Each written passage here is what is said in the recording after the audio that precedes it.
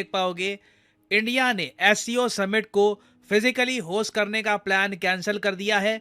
सब SCO countries को कह दिया है कि वर्चुअली समिट अटेंड करो, मतलब कि वीडियो कॉन्फ्रेंसिंग के जरिए समिट हो जाएगा। और ये मैं आपको बता दूं टाइमिंग के हिसाब से, टाइमिंग सब कुछ होती है, टाइमिंग के हिसाब से एक परफेक्ट डिसीजन है। इस वीडियो में मैं आपको बताऊंगा कि ग्लोबल टाइम ने रिसेंटली क्या कहा है, एससीओ का समिट वर्चुअली करने से इंडिया को क्या बेनिफिट मिलेगा, बहुत कुछ यहाँ पे आपको जानने को मिलेगा। मगर आगे बढ़ने से पहले आपसे क्वेश्चन पूछूंगा। क्वेश्चन यहाँ पर यह है कि बोला तिनुबू, ये नाम आजकल बहुत ही ज्यादा न्यूज में है। आपको बताना है कि ये व्यक्ति हाल ही में प्रेसिडेंट बन चुका है, किस कंट्री का। ये है यहाँ पे आपकी option, south Africa, Nigeria, Zimbabwe, Djibouti.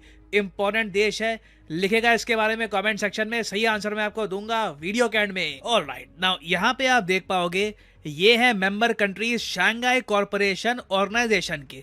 India, Pakistan, China समेत कई देश यहाँ पे आपको मेंबर मिलेंगे। अब इस बार 2023 में जैसे आपको पता है भारत एससीओ समिट को होस्ट कर रहा है। G20 समिट को अलग से होस्ट करेगा इंडिया, वो अलग से होगा, मगर एससीओ समिट को होस्ट करने की जो जिम्मेदारी थी ये भी भारत की थी। और इसी वजह से रिसेंटली पाकिस्तान को मौका मिल गया इंडिया में आके कश्मीर का इशू रेस करने का। आप सबको याद होगा एससीओ का, देखिए बहुत से समिट होते हैं, लीडर्स के अलग से समिट होते हैं, मतलब कि जहां पे शी जिनपिंग मोदी जी होंगे उसका अलग से समिट होता है। उसके अलावा डिफेंस मिनिस्टर के समिट होते हैं, फिर विदेश मंत्रियों के भी समिट होते हैं। जो विदेश मंत्रियों का समिट था वो आप सबने देखा रिसेंटली गोवा में हुआ था और कंप्लीट कियोस मच गया। पाकिस्तान के विदेश मंत्री आए, इंडिया में आकर क्वेश्चन रेज करने स्टार्ट कर दिए कि G20 समिट कश्मीर में क्यों होस्ट कर रहे हो, ना इनका G20 से कुछ रिलेशन, कश्मीर इंडिया का इंटेग्रल पार्ट है। और इस इशू को लेकर ना इन्होंने खूब स्टेटमेंट्स दी और फिर ये भी कह दिया कि जी आर्टिकल 370 को वापस लाओ। इंडिया को कैटेगोरिकली बोलना पड़ा कि wake up and smell the coffee, article 370 अब वापस ना आता, इट इज हिस्ट्री।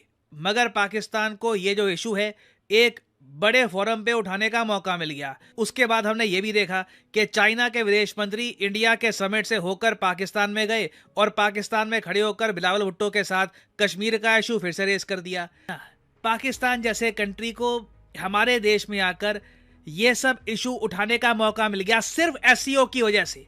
अगर ये एससीओ का समिट का इशू ना होता ना तो ये सब प्रॉब्लम्स भी सामने ना आती। और अभी तो देखिए भारत के सामने एक बड़ा चैलेंज ये भी था कि जुलाई के महीने में जब एससीओ का एक फिजिकल एक समिट होना था जहां पर शी जिनपिंग, शहबाज शरीफ समेत पुतिन, वेरियस वर्ल्ड लीडर्स को इंडिया में आना था, तब और जरा प्रॉब्लम हो सकती थी।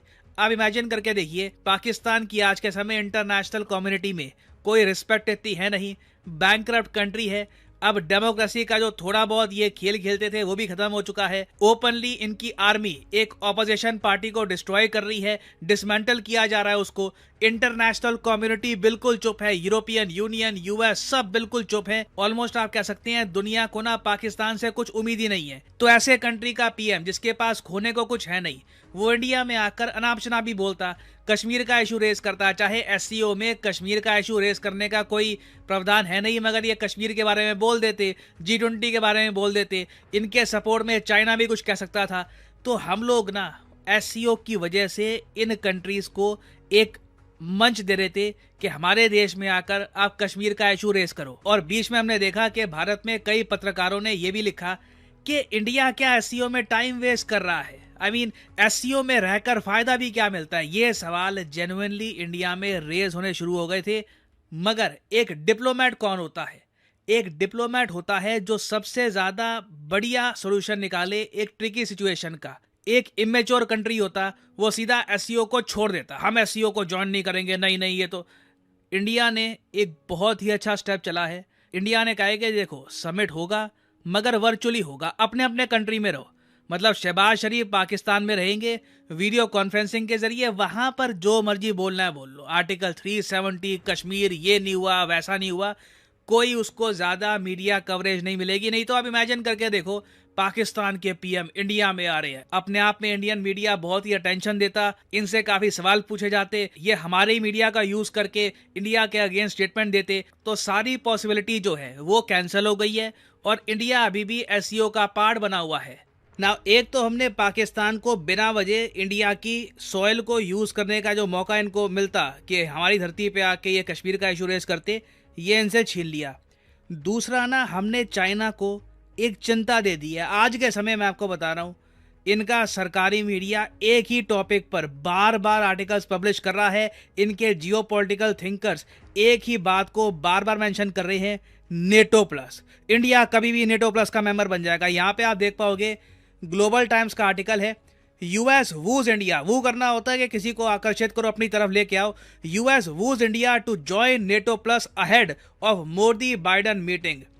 चाइना लिटरली सांस रोक कर बैठा है कि नेटो प्लस में इंडिया आएगा या नहीं आएगा। अगर इंडिया नेटो प्लस का पार्ट बन गया, चाइना के जियोपॉलिटिकल थिंकर सीधा देखेंगे शी जिनपिंग की तरफ और इनको खुद ही कहेंगे गलवान करने की क्या जरूरत थी, बिना बात पे इंडिया के अगेंस्ट जो बॉर्डर पे सोल्जर्स डिप्लॉय कर दिए हैं, ये करने की क्या जरूरत थी। अब देखो, इंडिया प्रॉपरली नेटो प्लस का मेंबर बन गया है। तो इस चीज को लेकर बहुत ही ज्यादा नर्वसनेस है चाइना में। और चाइना की देखिए नर्वसनेस होनी भी चाहिए, क्योंकि जो मीटिंग का पैटर्न है ना, ये चाइना के लिए बहुत ही चिंताजनक है। जून 5 को आप देखोगे, यूएसए के जो डिफेंस सेक्रेटरी हैं, इनके रक्षा मंत्री आप मान लीजिए लॉयड ऑस्टिन, ये भारत में आएंगे, राजनाथ सिंह से मिलेंगे और ये इनका 7वां इंडो पैसिफिक टूर होगा। और इसमें बात की जाएगी कि इंडिया यूएस की पार्टनरशिप को, डिफेंस पार्टनरशिप को और आगे कैसे ले जाया जाए। फिर मोदी जी यूएस जाएंगे। यूएस में जाकर ये बात कंफर्म है कि India US fighter jet engine deal confirm हो जाएगी। उसके बाद नेटो प्लस पर आगे प्रोग्रेस हो, इसके चांसेस भी बहुत ही ज्यादा है। यहाँ पे आप देख पाओगे, चाइना का सरकारी मीडिया खुद ही लिखता है, the possibility of India's closer cooperation with NATO in the future can not be ruled out, but for now India is wary of being pushed into a direct confrontation with China by the US, even if China-India relations at a low ebb due to border standoff। और साथ ही साथ इस article के and में इन लोगों ने ये भी मेंशन कर दिया है कि अगर इंडिया एक साइड चूज कर लेता है, मतलब कि इंडिया नेटो मैकेनिज्म का पार्ट बन जाता है, जैसी अब बातचीत चल रही है, तो इससे एक बहुत ही बड़ा चैलेंज खड़ा हो जाएगा इन regional organizations like Shanghai corporation organisation and its relations with China and India.